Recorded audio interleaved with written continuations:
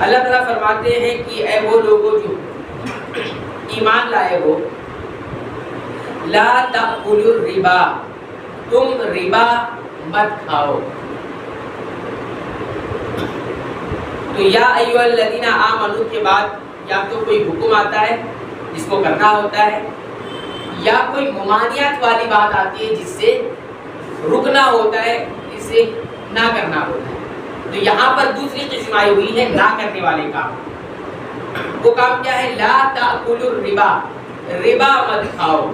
ربا کا ترجمہ عام طور سے کیا کیا جاتا ہے؟ سود. سود نہ کھاؤ. کھانا، اکل جس سے بنا ہے لا تأکلوا، اکل سب جانتے ہیں کھانا.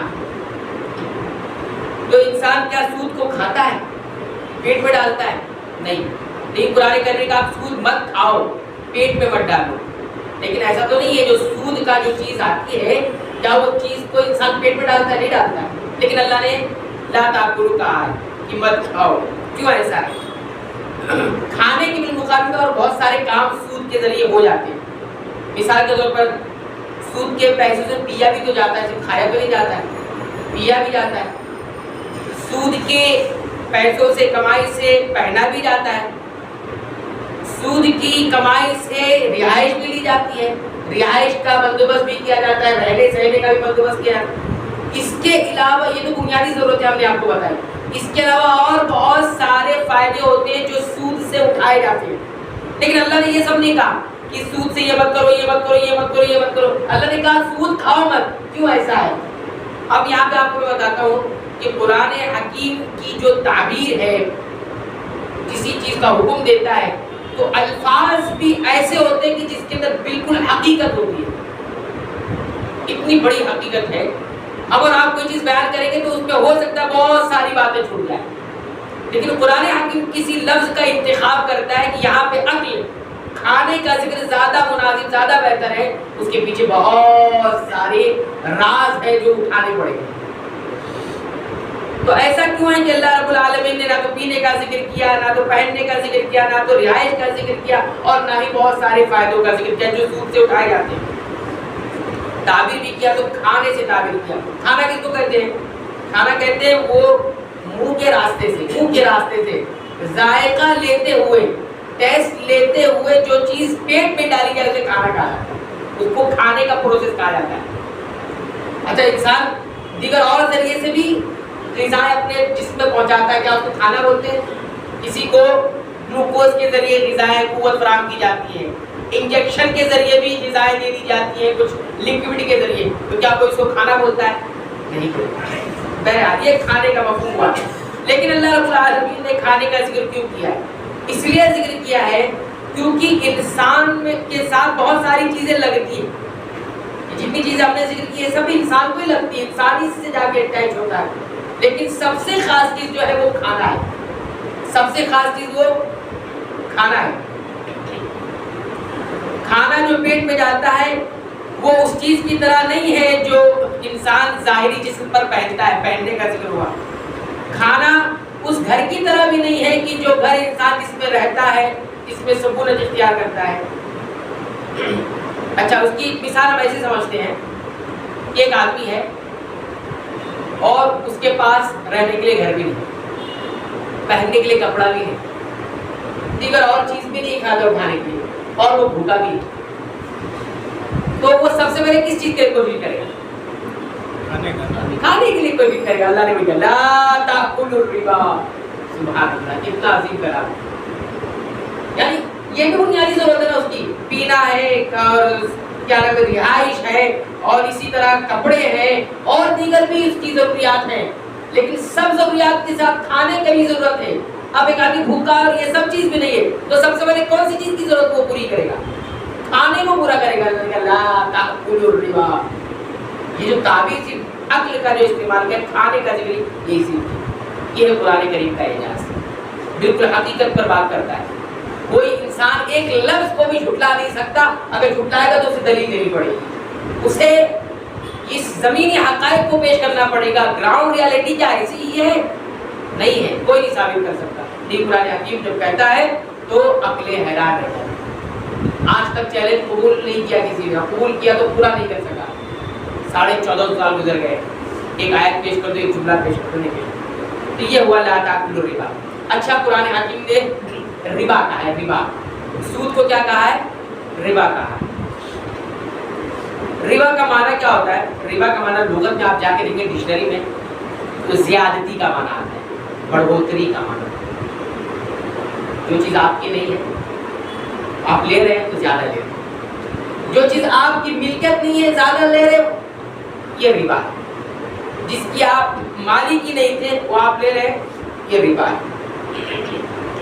قرآن حکیم میں آتا ہے سورہ الحج آیت نمبر 5 میں, فَإِذَا أَنزَلْنَا عَلَيْهَا الْمَاءَ, جب ہم زمین پر پانی نازل کرتے اتارتے ہیں, اهتزت, تو زمین پھلتی ہے, پھولتی ہے, کیا ہے؟ رونق ہو جاتی ہے. وَرَبَتْ, اور بڑھ جاتی ہے. کیا ہو جاتی ہے؟ بڑھ جاتی ہے. کوئی چیز زیادتی کرتی ہے. اب زمین خالی بنجر پڑی ہوئی ہے اور اس میں پانی برسا, برسات کا پانی آیا, بارش ہوئی, تو پہلے تو بالکل چٹیل میدان تھی, ویران تھی, لیکن پانی برسنے کے بعد کیا کرتی ہے؟ وہ بڑھ جاتی ہے. وَرَبَتْ کا ربط, اور ربا اسی سے بنا ہوا ہے, بڑھ جاتی ہے. اس میں کیا ہوتا ہے؟ سبزہ زاد ہو جاتی ہے, پیڑ پودے اور اناج غلے بڑھ گئی نا, اس اپنی مقدار سے بڑھ گئی. تو ربا استعمال کیا نا, اسی ربا سے یہ لفظ ربا بنا ہوا ہے کہ تم ربا مت کھاؤ. اسی طرح عرب میں جو جگہ زمین سے اونچی ہو جاتی, زمین سے اونچی ہو جاتی, جو مکان زمین سے اونچا ہوتا تو ربا کہا جاتا ہے. کیا کہا جاتا؟ ربا, یعنی یہ زمین سے اونچا ہے, بلند مکان. کوئی بھی جگہ کوئی بھی مکان تو ربا کہیں گے. بہت سارے مکانات ہوتے تھے نا, تو جب زمین سے اونچے ہوتے تھے تو وہ یہ ربا, یعنی یہ اونچی ہو گئی. تو بڑھوتری کا جو مفہوم ہے وہی ہے, لا تاکلوا الربا ہے. اچھا لیکن یہ زیادتی جو ہے کیا مراد ہے؟ تو اس آیت کریمہ میں ربا سے مراد وہی ربا, شرعی ربا ہے, سود ہے جو زیادتی لیے جاتی ہے یا تاخیر سے لی جاتی ہے. دیکھو دو طرح کا سود ہوتا ہے, ایک سود کو ربا الفضل کہتے ہیں اور ایک سود کو ربا النسیئہ کہتے ہیں. یہ تھوڑا سمجھ لو. سود کے احکامات تفصیل سے یہاں نہیں بتائے جائیں گے کیونکہ آپ کو تفسیر قرآن کرنی ہے. موٹے موٹے ہم آپ کو تھوڑی سی باتیں بتا دیتے ہیں. ربا الفضل, ربا النسیئہ. ربا الفضل کس کو کہا جاتا ہے؟ ربا الفضل جو ہوتا ہے, انسان جو ہے ایک ہی چیز, ٹھیک ہے, ایک ہی جنس کی چیز زیادتی کر کے لے. جیسے مان لو آپ نے ایک چیز جو ہے لی, ایک ہی جنس کی چیز کو دی اور کہا کہ میں ایک دے رہا ہوں آپ 2 دے دیجیے, یہ ربا الفضل. میں ایک دے رہا ہوں آپ 2 دے دیجیے, یہ ربا الفضل ہے. اور ربا النسیئہ کی جو نسیئہ مطلب تاخیر سے, کوئی چیز آپ کسی کو دے رہے کہ آپ لے لیجیے, 1 سال کے بعد, 2 مہینے کے بعد, 10 دن کے بعد, 25 دن کے بعد, 5 سال کے بعد آپ دیں گے تو جتنا دیا ہو اس سے بڑھا کر لیں. یعنی تاخیر کرنے کی صورت میں جو چیز آپ کو حاصل ہوگی یہ بھی سود ہے, اور ہینڈ ٹو ہینڈ اگر آپ فوراً سے فوراً لے کر دے کے زیادہ میں کم میں کمی بیشی کر کے دے رہے ہیں تو یہ بھی ایک ہی چیز کی چیز, ایک ہی نوعیت کی چیز, تو یہ بھی کیا ہوگا, کیا کہلائے گا؟ سود کہلاتا ہے. لیکن سود کون سا کہلاتا ہے؟ ربا الفضل کہلاتا ہے, ٹھیک ہے, اس کو سود کہا جاتا ہے. تفصیل بعد میں آپ اس کو سمجھ سکتے ہیں. اللہ کے رسول صلی اللہ علیہ وسلم ربا جو فضل ہے وہ خاص مال ہے, اس میں پایا جاتا ہے. اللہ کے نبی صلی اللہ علیہ وسلم نے فرمایا الذهب بالذهب, سونا سونے کے بدلے, والفضة بالفضة, چاندی چاندی کے بدلے, والبر بالبر, اور گیہوں گیہوں کے بدلے, والتمر بالتمر, کھجور کھجور کے بدلے, والشعیر بالشعیر, جو جو کے بدلے, والملح بالملح, نمک نمک کے بدلے. یہ جو ہے اگر اس کا تبادلہ ہوگا تو کیسے تبادلہ ہوگا؟ برابر برابر ہوگا. اس میں ذرا بھی کمی بیشی کریں گے تو کیا ہوگا ان 6 چیزوں میں؟ تو یہ سود کہلائے گی. کیا کہلائے گی؟ سود کہلائے گی. ہینڈ ٹو ہینڈ کرنا ہوگا, فوراً فوراً دینا ہوگا, اور برابر برابر دینا ہوگا. جتنا سونا ادھر اتنا سونا ادھر, جتنا چاندی ادھر اتنا چاندی ادھر. جب بھی ایسا کریں گے, ایک ہی چیز کی چیزوں کا آپ تبادلہ کریں گے تو 2 چیزیں لازمی آئیں گی, برابر برابر دیا جائے گا اور مجلس کے اندر ہی اس کو قبضے میں لے لیا جائے گا, دیر نہیں کی جائے گی جہاں پہ سودا ہو رہا ہے اسی میں. لیکن اگر چیز بدل گئی ہے تو صرف ایک ہی چیز لازمی آتی ہے, وہ یہ کہ مجلس میں ہی آپ جو ہے قبضے میں لے لیں گے, باقی کا مضابطہ کر کے دے سکتے. چیز الگ ہو گئی, یعنی بالکل ایک سیم چیز نہ ہو, ایک طرف تو نہ دوسری طرف تو نہ, ایسا نہیں ہوگا. ٹھیک ہے، لیکن جنس بدل گئی ہے تو آپ کیا کریں گے اس میں؟ آپ یہ کریں گے کہ صرف ایک ہی چیز لازم آتی ہے، وہ یہ کہ آپ قبضے میں فوراً لے لیں گے، باقی تمیز آتی کی جا سکتی ہے۔ تو یہ تھوڑی سی بات جو ہے نا آپ کے سامنے سود کے بارے میں ذکر کی۔ تو بہرحال ہم کو کہنا مقصود یہ ہے کہ ایمان کے بعد ایمان والوں سے خطاب کر کے اللہ رب العالمین نے ربا کی بات کی ہے، سود نہ کھایا جائے۔ اب کوئی آدمی سود کھا رہا ہے، اچھا سود کی بہت شکلیں، لیکن یہ جو بنیادی بات یہاں کہی گئی یہی سب کی اصل یہی ہے۔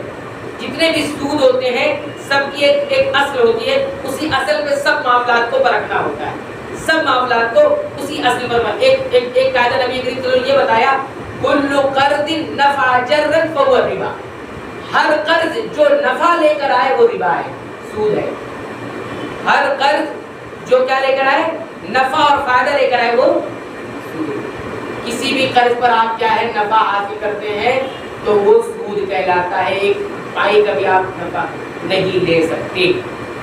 بعض اسلاف کے بارے میں یہ آتا ہے کہ کوئی اگر ان سے قرض لے لیتا، کیا کوئی ان سے قرض لے لیتا تو وہ اس انسان کے گھر کے پاس سے بھی نہیں گزرتے تھے، کہ کہیں میں اس کے گھر کے پاس سے اگر گزروں گا اور وہ قرض کی وجہ سے مجھے بلائے گا، سلام دعا کرے گا، ہو سکتا ہے کچھ کھانے پینے کے لیے دے دے، تو کہیں ایسا نہ ہو کہ اسی قرض کے بوجھ کرے وہ فائدہ مجھ تک نہ پہنچ جائے، تو کہیں یہ بھی سود نہ ہو جائے۔